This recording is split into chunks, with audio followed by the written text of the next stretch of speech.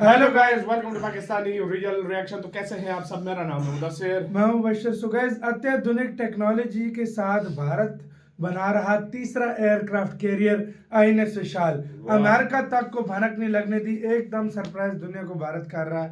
पहले जानते हैं पूरी खबर क्या है, बाकी बातें करेंगे बाद में। काउंटडाउन करते हैं और इसका सुनने में आता है कि न्यूक्लियर पावर्ड होगा। तो स्टार्ट, मतलब जिस तरह अमेरिका की नहीं है न्यूक्लियर पावर, उस तरह। दोस्तों, चीन ने खुल्लम खुल्ला तीन जहाज तैनात करके एशिया में भौकाल मचा रखा है। उनके 3 कैरियर लियाओनिंग, शांडोंग और अब नया फुजियान समंदर में घूम रहे हैं जैसे अपने बाप का राज हो। दूसरी तरफ हमारे पास अभी 2 ही कैरियर हैं और तीसरे का दूर दूर तक नामो निशान नहीं। ऐसा माहौल बना दिया गया है कि मानो इंडिया पीछे रह गया हो। दुश्मन सोच रहे होंगे कि भारत तो चुपचाप कोने में बैठा है, लेकिन असली खेल पर्दे के पीछे चल रहा है दोस्तों, जहां हिंदुस्तान की नौसेना एक ऐसी चाल चल रही है कि सामने वाले की डर के मारे पिंडलियां धूंजने लगेंगी। पर सवाल ये है, आखिर तीसरा कैरियर है कहां? सरकार चुप क्यों है? क्या आपको पता है कि तीसरे कैरियर के पीछे की चाल में क्या बवंडर छुपा है? अंदर की खबरें कहती हैं कि दिल्ली के दक्षिण ब्लॉक में जहां रक्षा मंत्रालय है, वहां गुप्त मीटिंगों का दौर चल रहा था। कभी खबर आती कि प्रोजेक्ट बंद कर दिया, तो कभी सुनने में आता सीक्रेट डिजाइन पर काम चालू है। यानी ये तो पूरी बॉलीवुड मसाला फिल्म बन गई। एक तरफ नेवी के बड़े बड़े अफसर मानो बेसब्री से कह रहे हों, बस इसी बात का इंतजार था कि हरी झंडी मिले और काम शुरू करें। दूसरी तरफ कुछ नेता और अफसर सोच में पड़े हैं। 50,000 करोड़ रुपए खर्च करना बच्चों का खेल तो नहीं। टेक्नोलॉजी, पैसा, राजनीति सब मिलकर ऐसा जाल बुना जा रहा है कि आम जनता को सिर्फ सस्पेंस ही सस्पेंस दिख रहा है। क्या तीसरा एयरक्राफ्ट कैरियर सिर्फ सपना बनकर रह जाएगा, या हिंदुस्तान वाकई समंदर में नया तूफान लाने वाला है? चलिए जानते हैं भारत का तीसरा एयरक्राफ्ट कैरियर प्रोजेक्ट। दोस्तों सोचो जरा, ये नया एयरक्राफ्ट कैरियर आखिर होगा कैसा? इसे समझो विक्रांत का बड़ा भाई, बल्कि यूं कहें कि ये तो विक्रांत का भी बाप निकला। मौजूदा आईएनएस विक्रांत करीब 45,000 टन का है, पर IAC-2 का वजन 65,000 से 70,000 टन तक हो सकता है। मतलब वजन में लगभग 50% से भी ज्यादा इजाफा। भाई साहब, इतना भारी जहाज कि दुश्मन की दिल की धड़कनें तेज हो जाएं। लंबाई करीब 300 मीटर, यानी 3 फुटबॉल मैदान जितना लंबा लोहे का शहर समुद्र पर तैरेगा। ऐसे विशाल जहाज पर क्या क्या होगा जरा सुनो। लगभग 50 से 55 फाइटर जेट और हेलीकॉप्टर ये साथ लेकर चलेगा, मानो अपने आप में एक चलती फिरती हवाई सेना हो। इसमें रहेगा सबसे अत्याधुनिक सियाटोबार सिस्टम, यानी catapult assisted take off but arrested recovery. सीधी भाषा में समझो तो जहाज के डेक पर एक ताकतवर गुलेल लगा होगा जो लड़ाकू विमानों को धप से लॉन्च करने में मदद करेगा।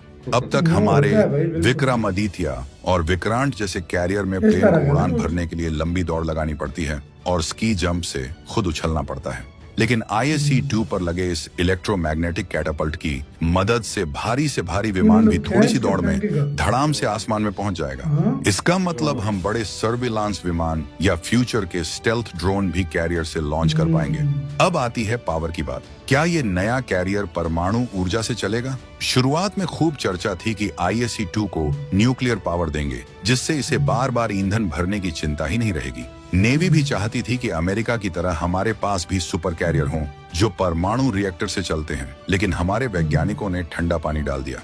बोले, भाइयों 500 मेगावाट का रिएक्टर बनाना मजाक नहीं, 15-20 साल लग जाएंगे। तो फिलहाल परमाणु प्लान को होल्ड पर रख दिया गया। उसकी जगह लगेगा एक दमदार इंटीग्रेटेड इलेक्ट्रिक प्रोपल्शन सिस्टम, यानी इंजन तो चलेंगे टरबाइन या डीजल से, लेकिन वो शक्ति बिजली में बदलकर प्रोपेलर घुमाएगी। फायदा, जहाज में बिजली की भरपूर सप्लाई होगी जो ईमेल्स जैसे सिस्टम को भी पावर दे सकेगी, और जरूरत पड़ने पर 30 से ज्यादा किलोमीटर प्रति घंटा से ज्यादा की रफ्तार से ये महासागर में दौड़ेगा। स्पीड भी कमाल और टेक्नोलॉजी भी धमाल। कुल मिलाकर IAC-2 में ऐसी हाईटेक ताकत और सुविधाएं होंगी कि इसके समंदर में उतरते ही समझो तूफान मचा डालेगा। दोस्तों, ये कहानी सिर्फ लोहे के तैरते हुए किले की नहीं है, ये हिंदुस्तान की शान की कहानी है। याद करो वो पुराना INS विक्रांत जिसने 1971 के युद्ध में पाकिस्तान की हवा टाइट कर दी थी। उसके नाम से ही दुश्मन की पिंडलियां धूजने लगी थीं। आज उसी विरासत को आगे बढ़ाते हुए हमने अपना स्वदेशी विक्रांत बनाया है। जब कोचीन शिपयार्ड में हमारे इंजीनियरों और मजदूरों ने दिन रात एक करके विक्रांत को तैयार किया, तो पूरे देश का सीना गर्व से चौड़ा हो गया। IAC-2 उसी सफर का अगला कदम है, एक ऐसा कदम जिससे दुनिया को बता देंगे कि नया भारत समंदर में भी किसी से कम नहीं। जब हमारे 3 विमान वाहक पोत अरब सागर और बंगाल की खाड़ी में तिरंगा लहराते हुए गश्त लगाएंगे, तब हर हिंदुस्तानी गर्व से बोलेगा, ये है मेरे देश की ताकत। सच मानो, ये प्रोजेक्ट सिर्फ नेवी का नहीं बल्कि 130 करोड़ देशवासियों के जज्बे का प्रतीक है। इसलिए इसमें देरी हो या मुश्किलें आए, जनता का सपोर्ट जबरदस्त है, क्योंकि दिलों में देशभक्ति की जो आग जल रही है उसे कोई ठंडा नहीं कर सकता। अब जरा पीछे चलते हैं और देखते हैं तीसरे कैरियर की जंग कैसे शुरू हुई। भारत ने दशकों तक INS विक्रांत और INS विराट जैसे कैरियर के दम पर समंदर में दबदबा बनाया, मगर 2010 के बाद ये दोनों दिग्गज रिटायर हो गए और एक दौर ऐसा आया कि नौसेना के बेड़े में एक भी एयरक्राफ्ट कैरियर नहीं था।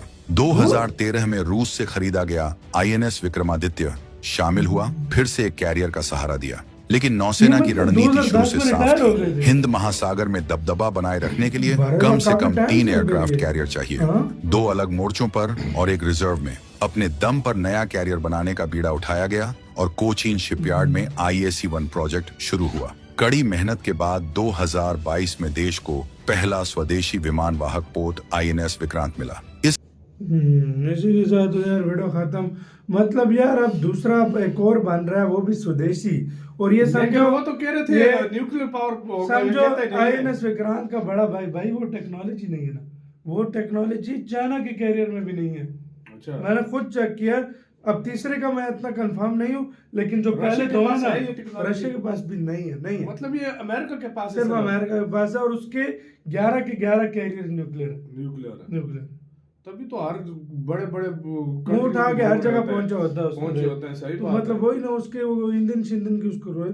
लेकिन ये टेक्नोलॉजी बहुत मुश्किल है, अमेरिका का बजट ज्यादा, तो उसने तो भाई टेस्ट करके बना ली। भाई मैंने तकरीबन $6 बिलियन का एक एयरक्राफ्ट कैरियर तैयार हो रहा है, और खुद सोचो अमेरिका के पास 11 है।